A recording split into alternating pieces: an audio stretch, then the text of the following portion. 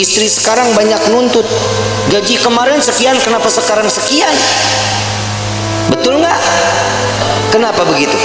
Hati-hati, yang namanya perempuan itu banyak larangannya. Tangan terbuka segini, ini aurat. Ibu yang ngebuka aurat, jenazah yang disiksa. Assalamualaikum warahmatullahi wabarakatuh. Teman-teman yang dirahmati Allah Subhanahu wa Ta'ala, semoga selalu dalam ridho dan lindungan Allah Subhanahu wa Ta'ala. Teman-teman yang dirahmati Allah Subhanahu wa Ta'ala, perempuan sangatlah ketat dalam kehidupan sehari-hari, di mana auratnya, bagaimana cara menyikapinya, dan banyaklah ujian yang kita alami dalam kehidupan berkeluarga. Apakah ujian-ujian itu ada bisikan-bisikan dari setan? Mari kita simak mutiara berikut ini, kita jadikan renungan, motivasi, dan perbaikan diri kita. Jangan lupa like, subscribe, dan notifikasi. Istri sekarang banyak nuntut, gaji kemarin sekian, kenapa sekarang sekian? Betul nggak? Kenapa begitu? Urusan rezeki siapa yang kasih? Kenapa mintanya sama suami? Mintanya sama Allah, tapi doanya di samping suami. Ya Allah, berikan rezeki kami yang banyak lewat suami saya. Samping telinga ngomong kalau lagi tidur juga, ya Allah, lipstik beak. Itu suami pasti mimpinya nggak bagus. Rumah tangga itu dijalanin, bukan dipikirin. Betul nggak? Jalanin rumah tangga.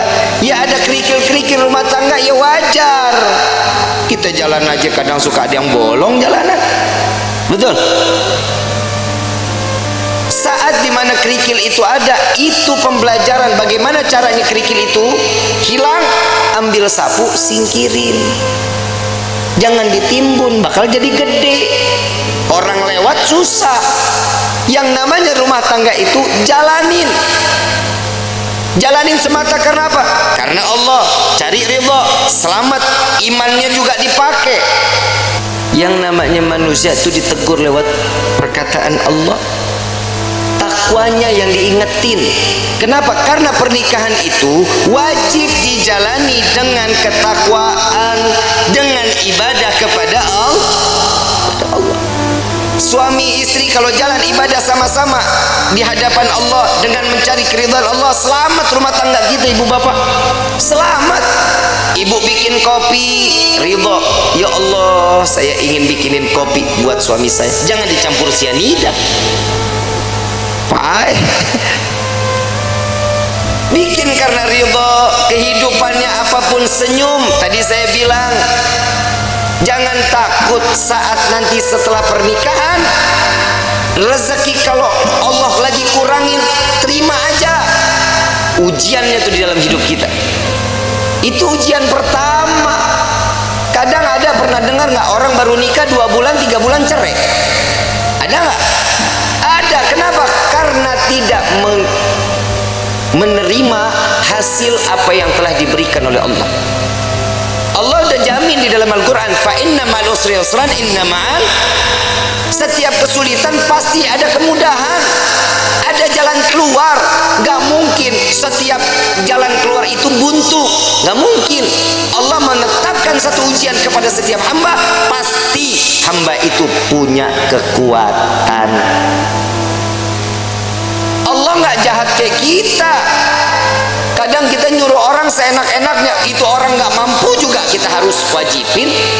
Tapi kalau Allah memerintahkan kita karena tahu Allah ini manusia ini mampu, ini orang tahu cara jalan keluarnya, Allah kasih jalan keluarnya. Wa wajadaka dhalam fahada. Allah kasih petunjuk di dalam kehidupan. Ini ayat buat siapa? Nabi SAW. Saat Nabi berjumpa dengan dua arah, harus kemana? Ke kanan, ke Jika kemana, tapi Allah kasih petunjuk jalan. Makanya di dalam rumah tangga petunjuk itu wajib kita cari. Bagaimana caranya? Tahajud jangan ditinggalin, sholat duha jangan ditinggalin, sholat taubat, hajat, minta sama Allah. Kenapa? Saat seorang istri sujud, saat seorang suami sujud, ini akan mendapatkan pandangan kasih sayang oleh Allah. Insya keluarganya pasti sakinah, aman, tenang. Yang kedua, mawaddah. Mau apapun kendala di dalam rumah tangga tetap ngegemesin. Tahu ngegemesin? Bercanda tuh di dalam rumah tangga harus. Suami istri jangan tegang-tegang. Cuman nanya gaji berapa sekarang? Lu berapa? Gue sekian. Banyakan gua. Jangan. Saling. Bercanda bagaimana? Sekiranya yang dilihat istri suka, suami suka. Ada kisah ini, Sayyidina Ali karamallahu wajha, menantu Rasulullah sallallahu alaihi wasallam, pernah ada konflik saat Siti Fatimah berbicara. Saat Siti Fatimah berbicara itu, Sayyidina Ali ngerasa tersinggung, wajahnya berubah, gak seneng, tapi gak berani untuk ngucapin Sayyidina Ali. Kenapa? Karena memandang, ya Allah, ini anaknya Nabi, saya marah, saya takut dosa. Enggak dibicarain, tapi masang wajah berubah. Siti Fatimah sadar, salah ucapan saya, minta maaf. Langsung minta maaf sama suami. Gak dijawab, keliling sambil nari-nari. Sambil nari-nari. Begitu selesai nari-nari, bikin lucuan, sampai Sayyidina Ali tertawa, senyum. Maka disitulah Siti Fatimah datang kepada Rasulullah sallallahu alaihi wasallam. Ya Rasulullah, tadi nih saya ngerasa ada salah bicara sama suami saya. Langsung mukanya berubah, Nabi ikut berubah. Belum selesai bicaranya Siti Fatimah, Nabi juga berubah. Kenapa? Hei, engkau tidak akan mendapatkan keridhaan Allah, engkau akan dilaknat oleh Allah. Tar dulu, saya sudah berhasil membuatnya dia tersenyum. Apa yang kau lakukan? Saya menari-nari entah berapa puluh kali, saya keliling-keliling di depan wajahnya sampai keluar senyuman. Apa kata Nabi? Maka saat dia tersenyum, Allah buka pintu surga untukmu, maka Allah kembali ridha kepadamu. Pak, Bapak, besok kalau istri marah-marah, panggil topeng monyet, suruh main, suruh dia joget di depan kita. Jangan malu, Bu. Ibu punya salah, ngomong minta maaf. Nggak tahu salahnya di mana, tetap minta maaf.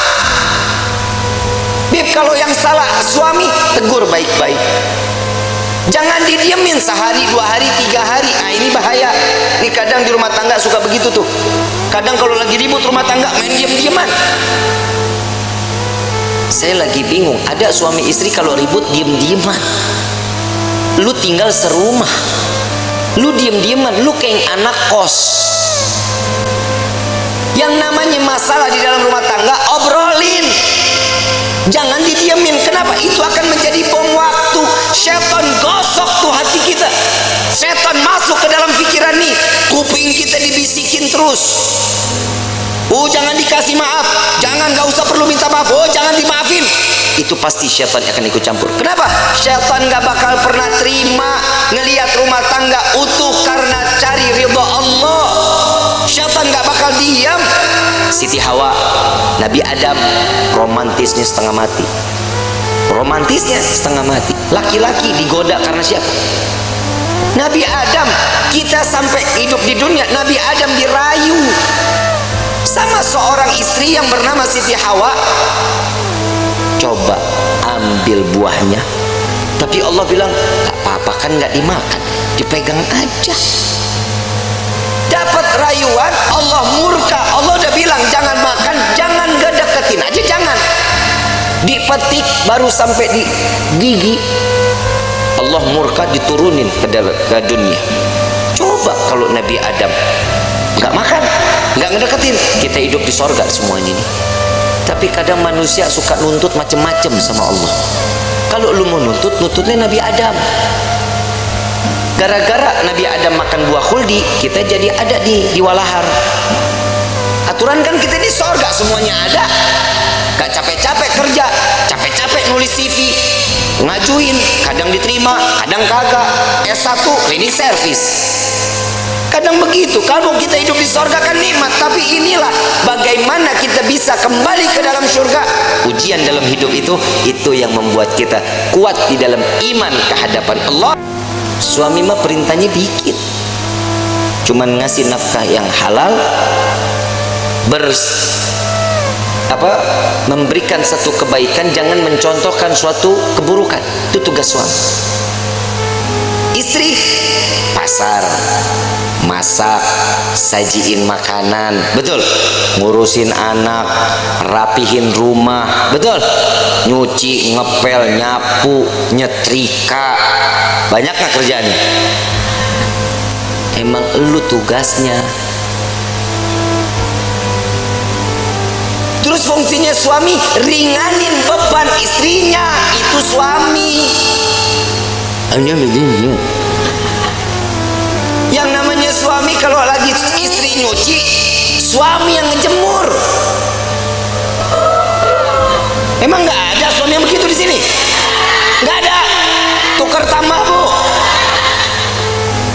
Suami angkatin jemuran, istri yang nyetrika. Nggak ada.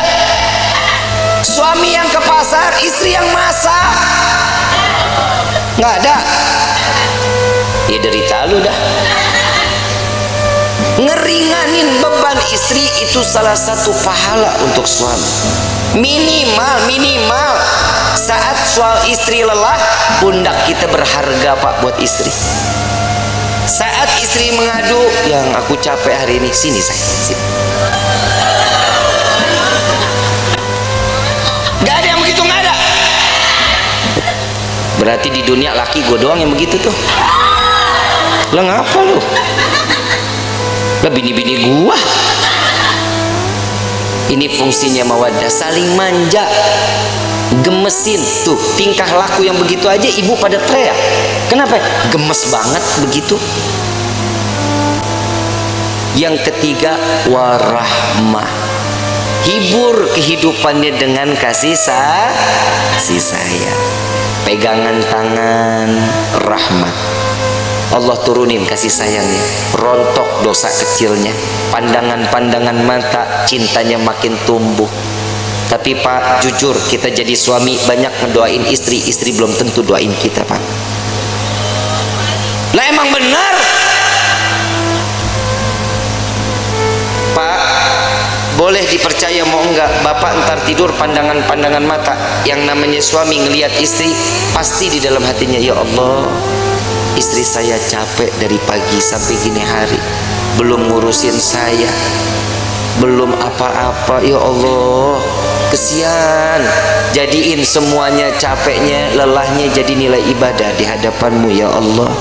Itu suami doanya. Kalau istri ngelihat kita, Pak, lagi tidur pandang-pandang, ya elah, laki gue begini banget, mana mata belok, hidung pesek, hitam, hidup lagi. Tuh istri begitu. Tapi ingat, Pak, semua apa yang dilakukan oleh seorang istri contoh dari suaminya. Bapak mau lihat istri wangi, Bapak juga tampil wangi dong. Ya, jangan tiap hari pakainya 1000 bunga, 1000 bunga, 1000 bunga. Istri juga enak pakai yang kerenan gitu. Hahaha. Betul kan, Bu? Tapi memang istri itu dituntut wajib wangi di depan suami. Lu mah kagak. Mane apek, bore mason, cap kampak, GPU, kan? Bu, jangan dulu dah, Mayang aja. Mayang, ini kan malam pertama nih, Yusuf, yeah. Ini dalam hatinya, Habib udahan ke, Habib udahan ke. Mayang, tampilnya sebagaimana pengantin baru terus sampai mati menjadi pengantin baru.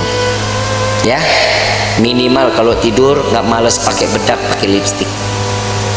Ya, Sub ngomong, yang aku paling suka deh ngelihat kamu kayak gini. Puji. Seorang istri itu paling seneng Sub kalau dipuji. Yang hidung kamu tuh kayak baskom.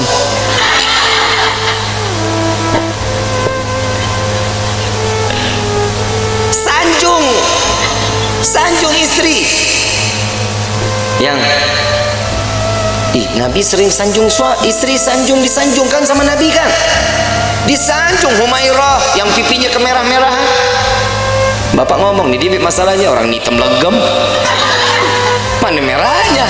Ya minimal kan dipanggil manis kan bisa, sweetie kan bisa. Jangan dipanggil blacky. Jangan. Karena kasih sayang itu timbul juga dari panggilan. Jujur, Pak, maaf, Bapak kalau dipanggil siak gahar nggak? Kesel nggak? Dibilang manehna? Kesel nggak? Saya ini seorang kepala rumah tangga, hargain saya. Coba kalau suami dipanggil sayang, besok uang jajan nambah, Bu. Dan laki-laki juga sadar diri, wajib ngasih tahu sama istri. Lihat Rasulullah nyanjung Siti Fatimah, Siti Aisyah saat lagi sholat. Siti Aisyah, Rasulullah lewat, ya Allah, terima amal ibadah Aisyah.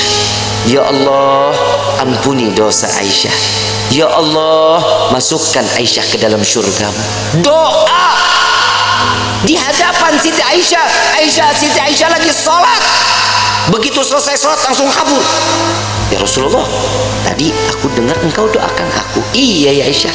Gimana perasaannya? Wah, senang. Begitulah caraku mendoakan umatku, kata Nabi Muhammad SAW. Ternyata doanya Nabi Muhammad tetap buat umat. Kebahagiaan siapa? Umat. Makanya orang yang menikah itu mencontoh sunnah Nabi Muhammad sallallahu alaihi wasallam. Makanya ibu, yang namanya suami nikah jangan banyak aturan. Suami mau nikah lagi, kasih. Emang apa? Perih. Lebih perih suami ngelihat lo cemberut mulu. Betul Pak? Pulang dari pagi sampai sore ngelihat istri udah begitu aja modelnya, dari mulai bangun tidur sampai sore begitu. Muka demek, rambut berminyak. Begitu dicium, ya Allah, bau kompor. Bu, mau suami betah di rumah mau? Yang rapih dong. Kelihatan suami bakal pulang kapan? Mandi, rapi, bersih. Saat ngadepin suami, suami pulang ngelihat istri cantik, ya Allah, itu capek ditinggal di pagar, Bu. Nggak diajak masuk capeknya. Mah, kemon. Nggak ada cap.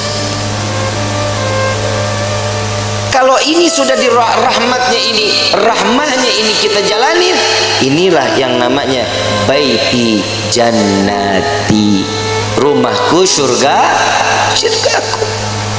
Tapi kalau ini nggak ada, iman nggak ada, siap, rumah jadi neraka. Rumah jadi neraka. Ibu bapak romantis suami istri, anak ngelihat senang, anak pasti akan contoh kelak nantinya dia bersama suami atau istrinya akan sama sebagaimana rasa kasih sayang yang dicurahkan oleh pasangan ibu dan bapaknya. Kalau anak tiap hari ngelihat orang tua ribut, besok anak begitu juga. Apalagi kalau ada bapak kasar sama istri. Nah, punya anak laki-laki, punya anak perempuan, besok tuh anak kalau udah gede, punya psikologinya berubah, takut sama laki-laki, dia akan cari pasangan perempuan.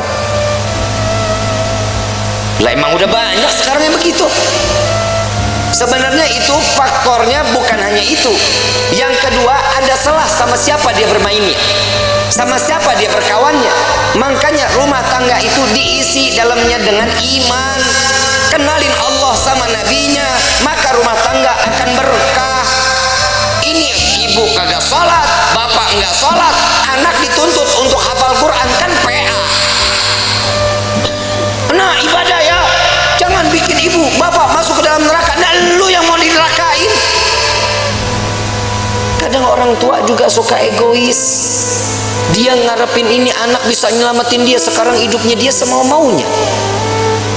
Kasih kenal anak kepada Allah sama Nabi, itu yang bikin tenang. Bapak, ibu enak ibadah, ibu enak pengajian, anak terlepas rambutnya, kelihatan sama yang bukan mahramnya. Hati-hati, ini anak perempuan begini, cukup dengan satu helai bawa masuk 4 laki-laki ke dalam neraka jahanam.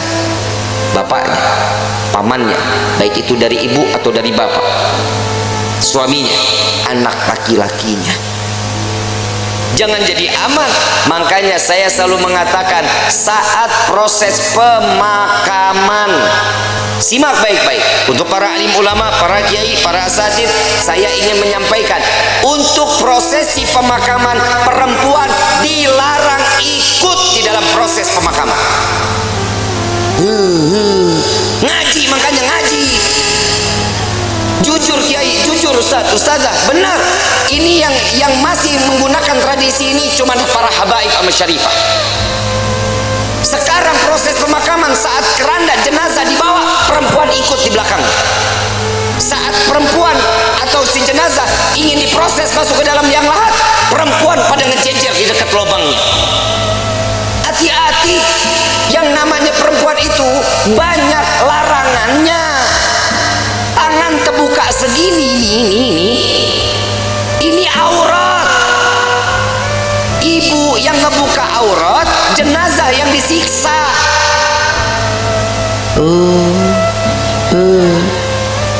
Ini tolong Pak diumumin. Pak Kepala Desa, boleh bikin surat untuk setiap masjid sama musola. Perempuan dilarang ikut. Bib, ini ibu saya, bodoh amat. Habib, ini bapak saya, kumaha aing bae. Nggak boleh. Jangan. Kenapa? Ini akan menjadi satu siksaan. Selesai proses pemakaman, laki-laki keluar, perempuan mau silahkan, mau ziarah, nggak dilarang. Tapi saat prosesnya jangan. Kenapa? Bikin repot. Belum nangis kayak orang gila. Bapak, ibu. Kalau suami yang meninggal nggak begitu nangisnya. Jangan tinggalin saya, buaya. Apalagi warisan banyak, senyum. Yang tenang ya yang, mudah-mudahan diterima amal ibadahnya ya yang. Tuh kalau duitnya banyak. Ada laki-laki lihat, ini siapa nih yang nangis-nangis ngegerung-gerung? Oh, ini istrinya. Jandanya boleh juga nih. Ajang jodoh di depan pemakaman. Hati-hati ya Kiai, Ustadz, tolong ini diumumkan di setiap majlis-majlis taklim ya Bu ya. Ya Bu, ibu sayang nggak sama jenazah? Mau dia saudara, mau dia adik, mau dia siapa, biarin. Yang urus biar orang yang mahramnya laki-laki. Emang ibu ikut gali kubur? Ibu ikut nguruk? Ibu ikut ngapain? Nontonin aja Habib. Emang perempuan tuh banyak keponya. Entar tuh dia di atas makam nanya, itu diapain? Tuh jenazah bisa jawab, kamu nanya. Bahaya. Ya jangan ya. Jangan ya Bu ya. Mulai sekarang nggak boleh ikut lagi, insya Allah. Jangan lupa like, subscribe dan notifikasi.